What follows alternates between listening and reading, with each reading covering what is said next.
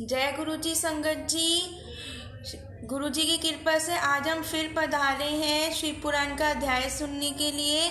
Please सब संगत जी इकट्ठा हो जाएं ताकि हम शिव पुराण का अध्याय प्रारंभ कर सकें। जब तक संगत इकट्ठा होती है संगत जी, तब तक हम मंत्र जाप करेंगे। ओम नमः शिवाय, शिव जी सदा सहाय। ओम नमः शिवाय, गुरु जी सदा सहाय। ओम नमः शिवाय, शिव जी सदा सहाय। ओम नमः शिवाय, गुरु जी सदा सहाय। जय गुरु जी, जय गुरु जी संगत जी। सबको आवाज़ आ रही है तो प्लीज़ एक बार कमेंट बॉक्स पे यस लिख दीजिए या वेव कर दीजिए। जय गुरु जी संगत जी। अब हम अध्याय शुरू करते हैं। पार्थिव पूजा की महिमा, शिव निवेद भक्षण के विषय में निर्णय तथा बिल्व का महात्म्य।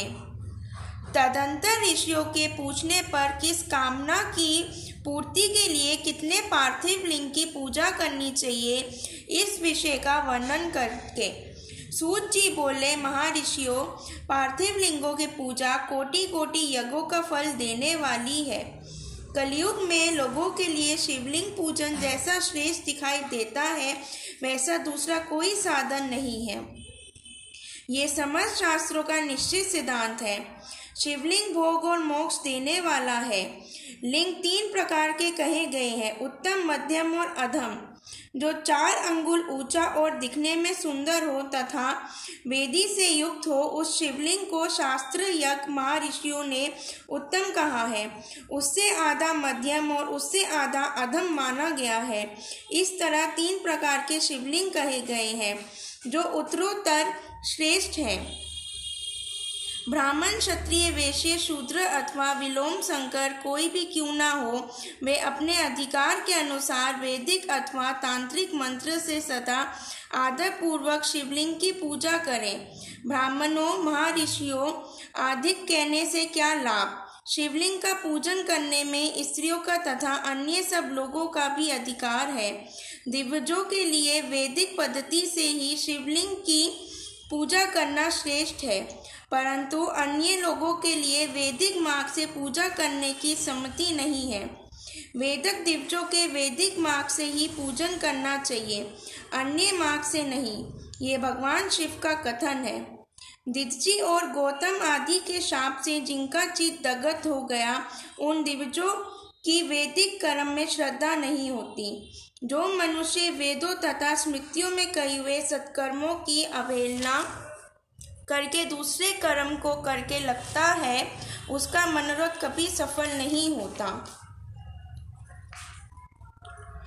शिवनाम जप तथा भस्म धारण की महिमा, त्रिपुरुंड के देवता और स्थान आदि का प्रतिपादन। ऋषि बोले, महाभाग व्यास शिष्य सूत जी, आपको नमस्कार है।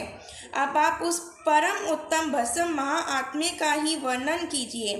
भस्म महाआत्म्य, रुद्राक्ष महाआत्म्य तथा उत्तम नाम महाआत्म्य, इन तीनों का परम प्रसन्नता पूर्वक प्रतिपादन कीजिए और हमारी हृदय को आनंद दीजिए।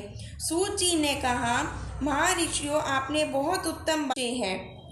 जो लोग भगवान शिव की उपासना करते हैं वे धन्य हैं, कृतार्थ हैं, उनका देह धारण सफल है तथा उनके समस्त कुल का उद्धार हो गया। जिनके मुख में भगवान शिव का नाम है, जो अपने मुख से सदा शिव और शिव इत्यादि नामों का उच्चारण करते रहते हैं, पाप उनका उसी तरह स्पर्श नहीं करते जैसे खदीर वृक्ष के अंगार को छूने का साहस कोई भी प्राणी नहीं कर सकते। हे श्री शिव, आपको नमस्कार है। श्री शिवाय नमस्तु भयम, ऐसी बात जब मुंह से निकलती है तब वे मुक्त समस्त पापों का विनाश करने वाला पावन तीर्थ बन जाता है। जो मनुष्य प्रसन्नतापूर्वक उस मुख का दर्शन करता है उसे निश्चय ही तीर्थ सेवन जनित फल प्राप्त होता है। ब्राह्मणों, शिव का नाम विभूति, भस्म तथा रुद्राक्ष ये तीनों त्रिवेणी के समान परम पुण्यमय माने गए हैं। जहाँ ये तीनों शुभतर वस्तुएं सर्वदा रहती हैं, उसके दर्शन मात्र से मनुष्य त्रिवेणी स्नान का फल पा लेता है।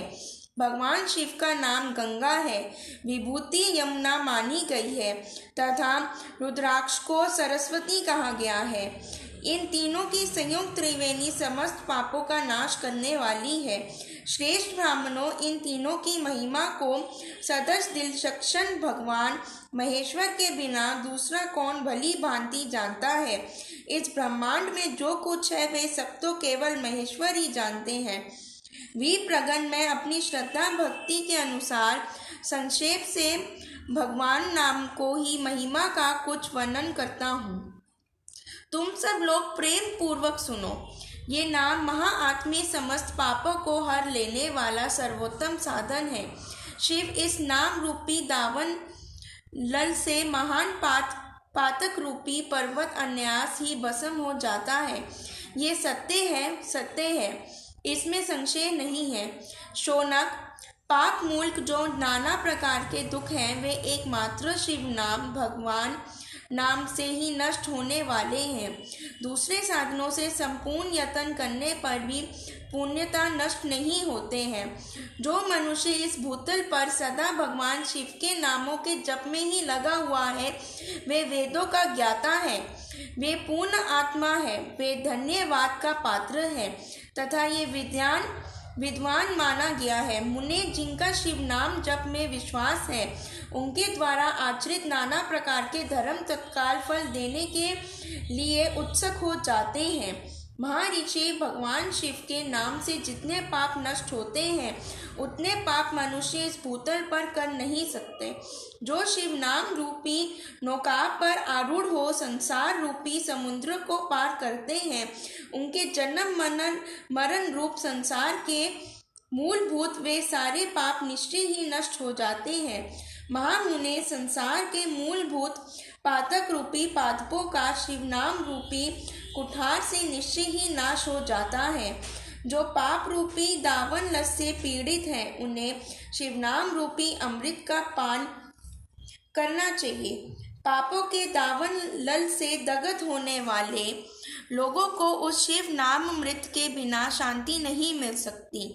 जो शिव नाम रूपी सुधा की वृष्टि जनित धारा में गोते लगा रहे हैं वे संसार रूपी दावन लल के बीच में खड़े होने पर भी कदापि शोक के भागी नहीं होते। जिन महात्माओं के मन में शिव नाम के प्रति बड़ी भारी भक्ति है ऐसे लोगों की सहसा और सर्वथा मुक्ति होती है। मुनीश्वर, जिसने अनेक जन्मों तक तपस्या की है उसी की शिव नाम के प्रति भक्ति होती है। जो समस्त पापों का नाश करने वाली है, जिसके मन में भगवान शिव के नाम के प्रति कभी खंडित न होने वाली असाधारण भक्ति प्रकट हुई है, उसी के लिए मोक्ष सुलभ है। ये मेरा मत है। जो अनेक पाप करके भी भगवान शिव के नाम जप में आधार पूर्वक लग गया है वे समस्त पापों से मुक्त हो जाता है, इसमें संशय नहीं है। जैसे वन में दवान लल से दग्ध हुए वृक्ष भस्म हो जाते हैं उसी प्रकार शिव नाम रूपी दावन लल से दग्ध होकर उस समय तक के सारे पाप भस्म हो जाते हैं। शौनक, जिसके अंग नित्य भस्म लगाने से पवित्र हो गए हैं तथा जो शिव नाम जप का आदर करने लगा है वे घोर संसार सागर को भी पार कर ही लेता है। संपूर्ण वेदाओं का अवलोकन करके पूर्ववर्ती महर्षियों ने यही निश्चित किया है कि भगवान शिव के नाम का जप संसार सागर को पार करने के लिए सर्वोत्तम उपाय है। मुनिवरों, अधिक कहने से क्या लाभ। मैं शिव नाम के सर्व पाप हारी महाआत्मे का एक ही श्लोक में वर्णन करता हूँ। भगवान शंकर के एक नाम में भी पाप हरने की जितनी शक्ति है उतना पातक मनुष्य कभी कर ही नहीं सकता। मुने, पूर्व काल में महापापी राजा इंद्र घुमन ने शिव नाम के प्रभाव से ही उत्तम सद्गति प्राप्त की थी। इसी तरह कोई ब्राह्मणी युवती भी जो बहुत पाप कर चुकी थी, शिव नाम के प्रभाव से ही उत्तम गति को प्राप्त हुई। दिव्यवरों, इस प्रकार मैंने तुमसे भगवान नाम के उत्तम महाआत्मे का वर्णन किया है। अब तुम भस्म का महाआत्म्य सुनो, जो समस्त पावन वस्तुओं को भी पावन करने वाला है। महर्षियों, भस्म संपूर्ण मंगलों को देने वाला तथा उत्तम है। उसके 2 भेद बताए गए हैं। उन भेदों का मैं वर्णन करता हूँ, सावधान होकर सुनो। एक को महाभस्म जानना चाहिए और दूसरे को स्वल्प भस्म। महाभस्म के भी अनेक भेद हैं। वे 3 प्रकार का कहा गया है, श्रोत, स्मार्त और लौकिक। स्वल्प भस्म के भी बहुत से भेदों का वर्णन किया गया है। श्रोत और स्मार्त भस्म को केवल दिव्यों के ही उपयोग में आने के योग्य कहा गया है। तीसरा जो लौकिक भस्म है, वे अन्य सब लोगों की भी उपयोग में आ सकता है। श्रेष्ठ महर्षियों ने वे ये बताया है कि दिव्यों को वैदिक मंत्र के उच्चारण पूर्वक भस्म धारण करना चाहिए। दूसरे लोगों के लिए बिना मंत्र के ही केवल धारण करने का विधान है। जले हुए गोबर से प्रकट होने वाला भस्म अग्नि कहलाता है। महामुने, वे भी त्रिपुंड का द्रव्य है, ऐसा कहा गया है। अग्निहोत्र से उत्पन्न हुए भस्म का भी मनीषी पुरुषों का संग्रह करना चाहिए। अन्य यज्ञ से प्रकट हुआ भस्म भी त्रिपुंड धारण के काम में आ सकता है। जपालोपनिषद में आए हुए अग्नि इत्यादि 7 मंत्रों द्वारा जल प्रेषित भस्म से धूलन विभिन्न अंगों में मद्रन या लेपन करना चाहिए। महर्षि जबली ने सभी वनों और आश्रमों के लिए मंत्र से या बिना मंत्र के भी आदर पूर्वक भस्म से त्रिपुंड लगाने की आवश्यकता बताई है। समस्त अंगों में सजल भस्म को मलना अथवा विभिन्न अंगों में तिरछा त्रिपुंड लगाना, इन कार्यों को मोक्षार्थी पुरुष प्रमाद से भी नहीं छोड़ने, ऐसा श्रुति का आदेश है। भगवान शिव और विष्णु भी त्रियुग त्रिपुंड धारण किया है। अन्य देवियों सहित भगवती उमा और लक्ष्मी देवी ने भी वाणी द्वारा इसका प्रशंसा की है। ब्राह्मणों, क्षत्रियों, वैश्यों, शूद्रों, वन संकरों तथा जाति पृष्ठ पुरुषों ने भी उद्लूलन एवं त्रिपुंड के रूप में भस्म धारण किया है।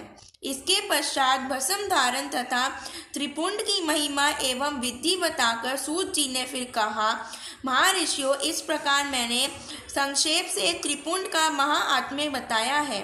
ये समस्त प्राणियों के लिए गोपनीय रहस्य है, अतः तुम्हें भी इसे गुप्त ही रखना चाहिए। मुनिवरों, ललाट आदि सभी निर्दिष्ट स्थानों में जो भस्म से 3 तिरछी रेखाएं बनाई जाती हैं, उन्हीं को विद्वानों ने त्रिपुंड कहा है। बोहा के मध्य भाग से लेकर जहाँ तक बोहा का अंत है, उतना बड़ा त्रिपुंड ललाट में धारण करना चाहिए। मध्यमा और अनामिका उंगली से 2 रेखाएं करके बीच में अंगुष्ठ द्वारा प्रतिलोम भाव से की गई रेखा त्रिपुंड कहलाती है, अथवा बीच की 3 अंगुलियों से भस्म लेकर यत्न पूर्वक भक्ति भाव से ललाट में त्रिपुंड धारण करें। त्रिपुंड अत्यंत उत्तम तथा भोग और मोक्ष को देने वाला है। त्रिपुंड की 3 रेखाओं में से प्रत्येक के 9 देवता हैं, जो सभी अंगों में स्थित हैं। मैं उनका परिचय देता हूँ, सावधान होकर सुनो मुनिवरों। प्रणव का प्रथम अक्षर आकार, ग्रहपते अग्नि, पृथ्वी धर्म, रजोगुण, त्रिवेद, क्रिय शक्ति, प्रातः सवन तथा महादेव, ये त्रिपुंड की प्रथम रेखा का 9 देवता है। ये बात शिव दीक्षा पर्यान पुरुषों को अच्छी तरह समझ लेनी चाहिए। प्रणव का दूसरा अक्षर उकार, दक्षिणी अग्नि आकाश, सत्वगुण, यजुर्वेद, मध्यम दिन सवन, इच्छा शक्ति, अंतरम आत्मा तथा माहेश्वर, ये दूसरी रेखा के 9 देवता हैं।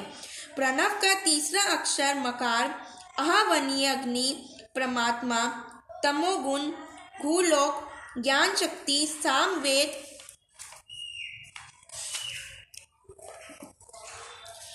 तृतीय ये सवन तथा शिव, ये तीसरी रेखा के 9 देवता हैं। इस प्रकार स्थान देवताओं को उत्तम भक्ति भाव से नित्य नमस्कार करके स्नान आदि से शुद्ध हुआ पुरुष यदि त्रिपुंड धारण करे तो भोग और मोक्ष को भी प्राप्त कर लेता है। मुनीश्वर ये संपूर्ण अंगों में स्थान देवता बताए गए हैं।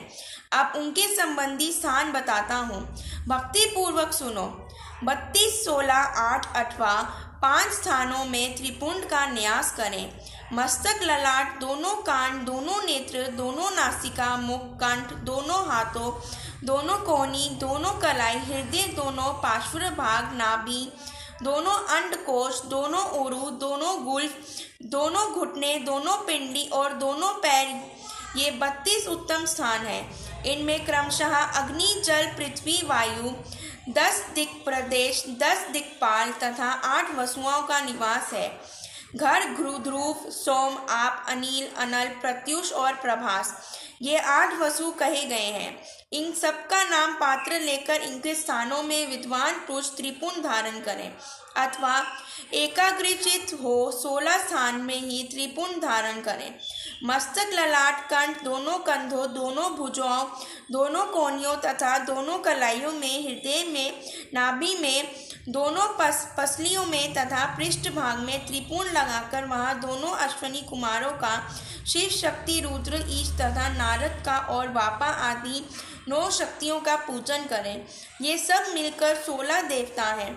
अश्विनी कुमार 2 कहे गए हैं, नास्तिय और दस्त्र अथवा मस्तक, केश, दोनों कान, मुख, दोनों भुजा, हृदय, नाभि, दोनों उरु, दोनों जानु, दोनों पैर और पृष्ठ भाग, इन 16 स्थानों में 16 त्रिपुंड का न्यास करें। मस्तक में शिव, केश में चंद्रमा, दोनों कानों में रुद्र और ब्रह्मा, मुख में विघ्नराज गणेश, दोनों भुजाओं में विष्णु और लक्ष्मी, हृदय में शंभु, नाभि में प्रजापति, दोनों उरुओं में नाग और नाग कन्याएं, दोनों घुटनों में ऋषि कन्याएं, दोनों पैरों में समुद्र तथा विशाल पृष्ठ भाग में संपूर्ण तीर्थ देवता रूप से विराजमान है। इस प्रकार 16 स्थानों का परिचय दिया गया है। अब 8 स्थान बताए जाते हैं। ग्रह स्थान, ललाट, परम, उत्तम, कर्ण, युगल, दोनों कंधे, हृदय और नाभि, ये 8 स्थान हैं। इनमें ब्रह्मा तथा सप्तऋषि, ये 8 देवता बताए गए हैं। मुनीश्वरों, भस्म के स्थान को जानने वाले विद्वानों ने इस तरह 8 स्थानों का परिचय दिया है अथवा मस्तक, दोनों भुजाएं, हृदय और नाभि, इन 5 स्थानों को भस्मवेता पुरुषों ने भस्म धारण के योग्य बताया है। यथासंभव देश, काल आदि की अपेक्षा रखते हुए उगलन, भस्म को अभिमंत्रित करना और जल में मिलाना आदि कार्य करें। यदि उगलन में भी असमर्थ हो तो त्रिपुंड आदि लगाएं। त्रिनेत्रधारी, तीनों गुणों के आधार तथा तीनों देवताओं के जनक भगवान शिव का स्मरण करते हुए नमः शिवाय कहकर ललाट में त्रिपुंड लगाएं। ईशाभे नमः ऐसा कहकर दोनों पार्श्व भागों में त्रिपुंड धारण करें। बीजाभ्यम नमः ये बोलकर दोनों कलाइयों में भस्म लगवाएं। प्रत्यभम नमः कहकर नीचे के अंग में, उमेशभ्यम नमः कहकर ऊपर के अंग में तथा भीमे नमः कहकर पीठ में और सिर के पिछले भाग में त्रिपुंड लगाना चाहिए। जय गुरु जी।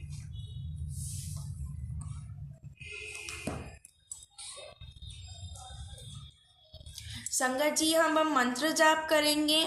ओम नमः शिवाय, शिव जी सदा सहाय। ओम नमः शिवाय, गुरु जी सदा सहाय। ओम नमः शिवाय, शिव जी सदा सहाय। ओम नमः शिवाय, गुरु जी सदा सहाय। ओम नमः शिवाय, शिव जी सदा सहाय। ओम नमः शिवाय, गुरु जी सदा सहाय। जय गुरु जी। संगत जी, आप सब प्लीज़ शिव पुराण का लाइव सेशन ज़रूर सुनिए। जो नहीं सुन पा रहे हैं वो इंस्टाग्राम पर IGD वीडियो पर ज़रूर देखें या यूट्यूब का लिंक ज़रूर आप अक्षय अंकल जैसी लीजिए। मैं हर रोज़ अपलोड कर रही हूँ और शिव पुराण का अध्याय सुने। गुरु जी हमें बख्शिए। जय गुरु जी। शुक्राना गुरु जी का। कल 7 बजे हम फिर मिलेंगे। अब हम गुरु जी से आज्ञा लेते हैं। जय गुरु जी।